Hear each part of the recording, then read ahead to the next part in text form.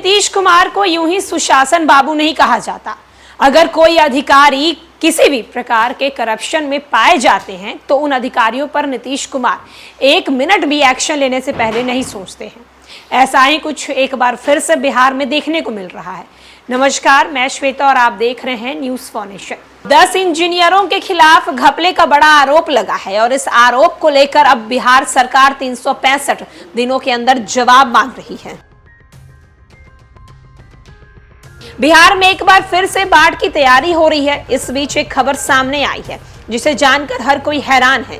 बाढ़ की तैयारियों के बीच नीतीश कुमार की सरकार पुराने हिसाब किताब में उलझी है।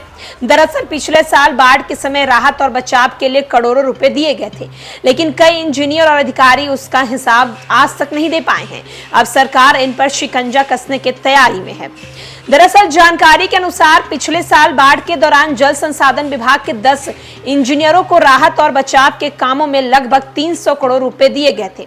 इन इंजीनियरों ने अभी तक इस पैसे का हिसाब नहीं दिया है।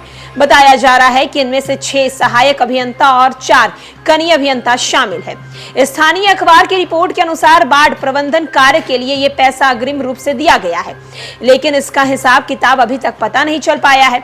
कई बार कहने पर भी जब इंजीनियरों ने पैसे का हिसाब नहीं दिया है तो अब कार्यपालक अभियंता ने उन्हें चेतावनी दे दी है और जल्द से जल्द पैसे जमा करने को कहा है।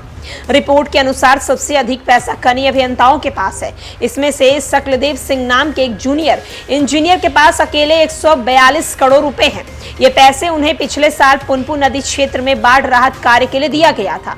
नियम के मुताबिक इन इंजीनियरों के काम खत्म होने के बाद बचे हुए पैसे जो है वापस सरकारी खजाने में जमा कराने थे। हैरानी की बात है कि अभी तक ऐसा नहीं हुआ है।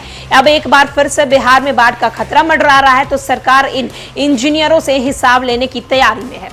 तो बिहार में एक बार फिर से बाढ़ का खतरा मंडराता हुआ नजर आ रहा है और पिछले साल बाढ़ के लिए राहत बचाव के लिए जो कार्य के लिए पैसे दिए गए थे इंजीनियर को, वो इंजीनियर पैसे का हिसाब अभी तक बिहार सरकार को नहीं दिए हैं। और अब बिहार सरकार उन तमाम इंजीनियरों से पैसे का हिसाब लेते हुए नजर आ रहे हैं।